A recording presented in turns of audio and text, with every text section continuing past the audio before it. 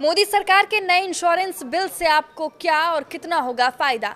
नमस्कार, मैं हूं साक्षी झा और आप देख रहे हैं न्यूज़ 18 का डिजिटल प्लेटफॉर्म। भारत के बीमा सेक्टर में बहुत बड़ा बदलाव होने जा रहा है। मोदी कैबिनेट ने पिछले दिनों इंश्योरेंस एक्ट में फेरबदल करते हुए सबका बीमा सबकी सुरक्षा विधेयक पर मुहर लगाई थी। ये बिल 100 साल पुराने बीमा कानूनों में बड़ा बदलाव लाने जा रहा है।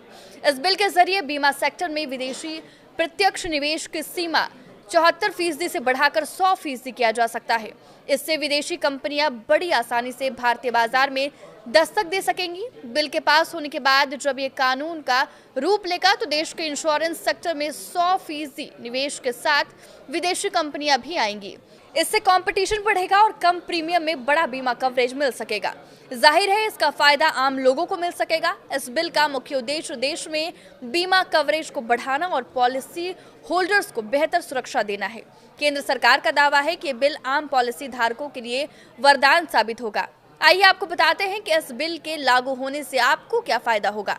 बीमा सेक्टर में विदेशी कंपनियों के लिए एफडीआई की सीमा 100% हो जाने से भारतीय बाजार में ग्लोबल इंश्योरेंस कंपनियों का तांता लग जाएगा। बीमा कंपनियों के बीच ग्राहकों को लुभाने की होड़ लगेगी। पॉलिसी प्रीमियम सस्ती हो जाएगी और ग्राहकों को अब ज्यादा प्रीमियम चुकाने की जरूरत नहीं होगी। वो बड़ी आसानी से किफायती दर पर बेहतर कवरेज वाली पॉलिसी खरीद सकेगा। विदेशी कंपनियां अपने साथ अंतर्राष्ट्रीय स्तर के नए प्लान भी लाएगी। इसमें साइबर इंश्योरेंस और पेट इंश्योरेंस जैसे बीमा योजनाएं भी सामने आएंगी। इससे ग्राहकों को जबरदस्त फायदा होगा। बढ़ती प्रतिस्पर्धा की वजह से सर्विस की क्वालिटी भी सुधरेगी। इससे क्लेम के आवेदनों की प्रोसेसिंग और उनका भुगतान आसान हो जाएगा।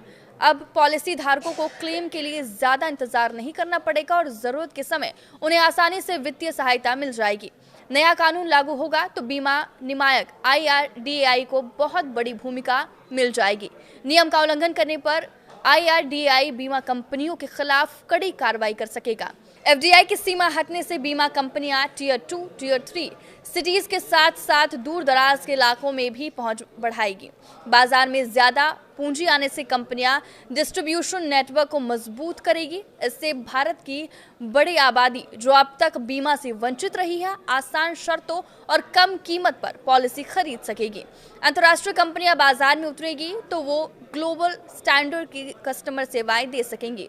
कंपटीशन बढ़ने से कंपनियां पॉलिसी की शर्तें, नियमों और क्लेम प्रक्रिया को ज्यादा पारदर्शी रख सकेगी।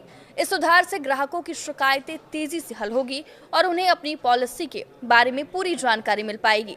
एजेंटों के लिए बार बार रजिस्ट्रेशन रिन्यू कराने की प्रक्रिया को खत्म करके अब वन टाइम रजिस्ट्रेशन की व्यवस्था लागू की जा सकेगी। देश की सबसे बड़ी बीमा कंपनी LIC को नए जोनल ऑफिस खोलने या कामकाज में फैसले लेने के लिए सरकारी मंजूरी का इंतजार नहीं करना होगा। LIC को प्राइवेट कंपनियों से मुकाबला करने और बाजार की जरूरतों के हिसाब से तेजी से फैसले लेने में मदद मिलेगी।